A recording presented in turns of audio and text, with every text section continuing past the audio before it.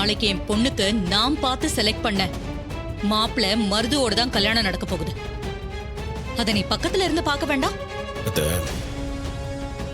வாசல்ல இருக்க பிளெக்ஸ்ல கூட தெளிவா போட்டிருக்கு இங்க மாப்பிள்ளை யாருன்னு.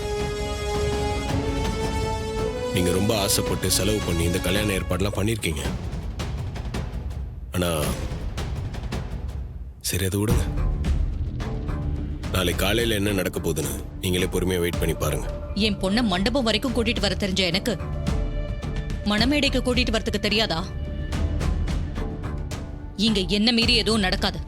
அத காலையில நீ பார்த்து தெரிஞ்சுப்ப. அதேதான் அத்தை நானும் சொல்றேன். நீங்க ஆசைப்பட்டதாலதான் உங்க பிளானிங்ல அந்த கல்யாண மண்டபம் வரைக்கும் வந்திருக்கு. ரேவதி என்னோட மனைவி. நீங்க சொன்ன மாதிரி அவளை மணமேடைக்கெல்லாம் கூட்டிட்டு போக முடியாது.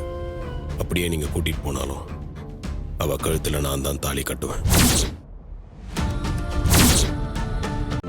இன்றே டவுன்லோட் செய்து உங்கள் ஃபேவரட் ஷோக்களை என்ஜாய் பண்ணுங்க.